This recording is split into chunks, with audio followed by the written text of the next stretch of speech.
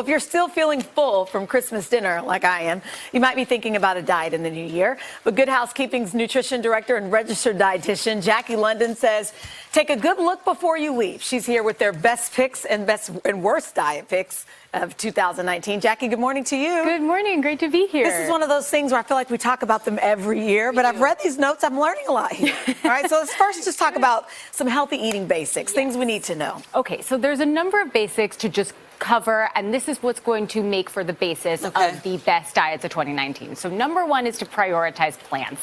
Fruits, veggies, 100% whole grains, nuts, seeds, legumes. That's what you want to make the bulk of most of what you're eating during the day. The next thing is to cook with good for you fats. That's going to be your extra virgin olive oil, canola oil, corn oil. These are all going to have high antioxidant profiles, so you're going to maximize the nutrients you get from those veggies and fruits. The next is that you want to choose 100% whole grains as often as possible. So that means that 100% whole grain, and then insert the name of the grain there. Right? It can be wheat or oat. Then you want to travel through taste. So think about that as experimenting with different cuisines, with using fresh herbs, spices, different spices. That's good, because sometimes we get in a rut and use the same old things. Completely. And overarching rule number one, the takeaway of all of this, is to think about inclusivity over exclusivity. So instead of thinking about what to restrict, think about what you can have more of. And we'll see that in just a moment. That I like. Okay, so people love this, the best diets in 2019.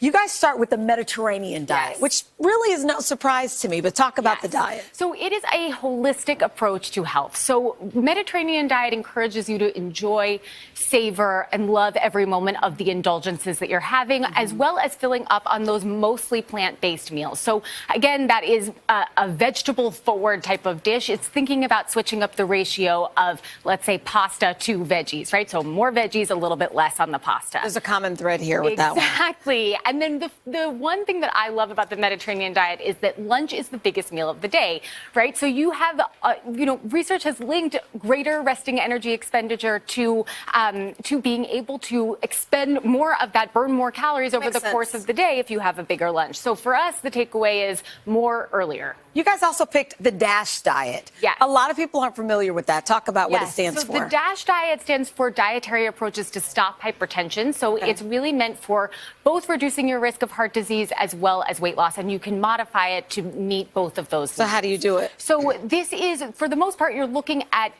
sodium and saturated fat. You want your sodium to be under 2,300 milligrams, saturated fat less than 10%. That sounds really complicated, but actually what it really means is to think about the processing of what you're making. So instead of breading and deep frying, you're looking for things that are more poached, seared, things that are baked, grilled. So it's really more about simplicity overall and using those herbs and spices to add additional flavor. The other key thing to mention about DASH is there are some minerals that are super important, and you can find them in vegetables and fruit and low-fat dairy products. So that would be potassium, calcium, and magnesium. You're looking to maximize those. Let's squeeze this in before we get to the worst diets, in your opinion. Sure.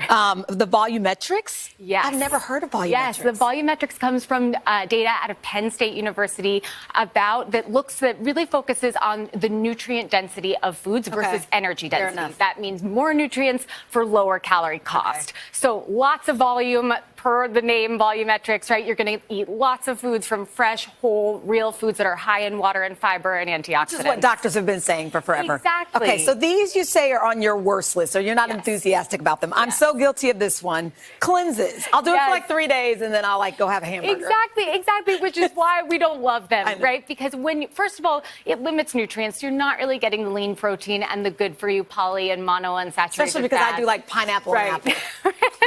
Well, it sounds delicious, right? But the thing is that without the fiber, you're really just getting the concentrated source of calories. So you wind up just taking in more than you would really want otherwise without feeling full. Let me squeeze this in because so many people are doing the keto diet. You don't love it. So keto diet is 70% at minimum source of calories is dietary fat. So there are some risks because the more fat you have, the less you're getting of those antioxidants, key minerals like the calcium, potassium, magnesium.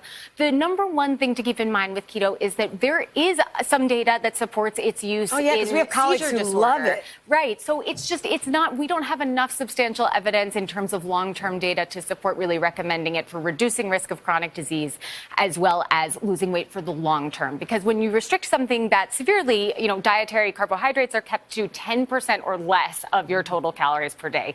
That's very difficult to manage, and it can be really lacking in nutrients. Yeah. The other side of that is that, you will have to be on micronutrient supplements for the duration of the diet, meaning that you will have to rely on an external source to get in those nutrients that you need, right? Okay. So, and the FDA doesn't oversee the safety and efficacy of dietary supplements. So you're introducing a whole other can of worms in terms of a health cost. One more we'll squeeze in here. This is the carnivore diet. You don't like that one. So this is 100% animal-based protein. So it's really limited in the types of foods that you can eat. You're limiting all of that fiber. There are some health risks associated with such severe limitations. So again, inclusive over exclusive, more plants as much as possible. We have the common theme there. A lot of people think if they just get rid of the carbs that it will work, but clearly we need the veggies. Exactly. We want the good carbs. Yeah. Jackie, thank you so much. Thank you so much.